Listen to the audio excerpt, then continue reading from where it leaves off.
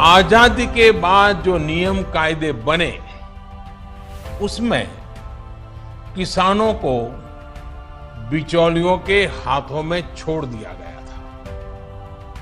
किसान कहां फसल बेच सकता है, कहां नहीं बेच सकता है, इस तक के नियम बहुत सख्त थे। किसानों के साथ दशकों से हो रहे अन्याय को दूर करने की इच्छा शक्ति हमारी सरकार ने दिखाई है। एपीएमसी एक्ट में बदलाव के बाद अब किसानों को भी उनके अधिकार हासिल होंगे। किसान अब जिसे चाहे, जहां चाहे और जब चाहे अपनी फसल अपनी शर्तों पर, किसान की शर्तों पर वो फसल बेच सकते हैं। जो बिचौलिए होते हैं, जो किसानों की कमाई का बड़ा हिस्सा खुद ले लेते हैं, उनसे बचाने के लिए विधेयक लाए जाने बहुत आवश्यक थे। ये विधेयक किसानों के लिए रक्षा कवच बनकर के आए हैं। मैं आज बहुत जिम्मेवारी के साथ कह सकता हूं, देश में एमएसपी पर खरीद हो रही थी, खरीद हो रही है और आने वाले कल में भी खरीद होती रहेगी। इसमें किसी को शंका नहीं होनी चाहिए।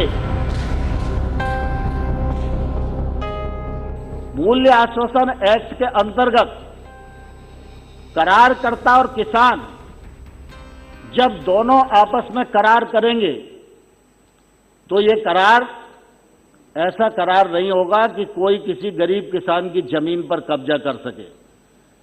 इस विधेयक में इस बात का प्रावधान है कि करार करते समय भूमि से संबंधित कोई भी करार नहीं होगा।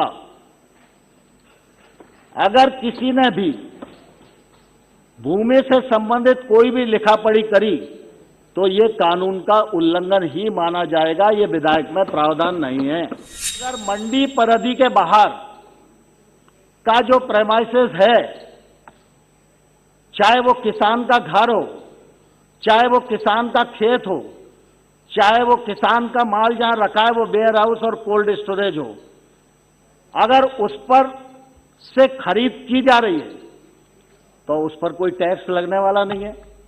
न राज्य सरकार टैक्स लगा सकती है, न केंद्र सरकार टैक्स लगा सकती है। मैं टैक्स का स्लैब आपको पढ़ के बताऊं तो राज्य सरकारों का मंडी टैक्स 2% से लेकर 8.5% तक है। पंजाब के हमारे मित्र अभी बात कर रहे थे, सर्वाधिक पंजाब में 8.5% है। और मैं आपको यह भी कहना चाहता हूं कि अगर मंडी के बाहर ट्रेड होगा तो ये 8.5% टैक्स नहीं लगेगा और ये 8.5% का फायदा सीधा सीधा किसान को होने वाला है। किसान की भूमि को पूरी तरह सुरक्षित रखा गया है। किसान तय करेगा कि मैं अगली फसल पर दूंगा तो अगली फसल पर ही होगा। लेकिन व्यापारी अगर गड़बड़ करता है तो व्यापारी को 100% करार का पालन करना होगा और उस पर जुर्माना भी किया जा सकता है। ये भी प्रावधान किया है। किसान पर किसी प्रकार का जुर्माना नहीं होगा। जो लोग दशकों तक देश में शासन करते रहे हैं, सत्ता में रहे हैं, देश पर राज किया है, वो लोग किसानों को इस विषय पर भ्रमित करने की कोशिश कर रहे हैं, किसानों से झूठ बोल रहे हैं। साथियों, चुनाव के समय किसानों को लुभाने के लिए बड़ी बड़ी बातें करते थे, लिखित में करते थे, अपने घोषणा पत्र में डालते थे और चुनाव के बाद भूल जाते थे। और आज जब वही चीजें जो इतने दशकों तक देश में राज करने वाले लोगों के मैनिफेस्टो में है।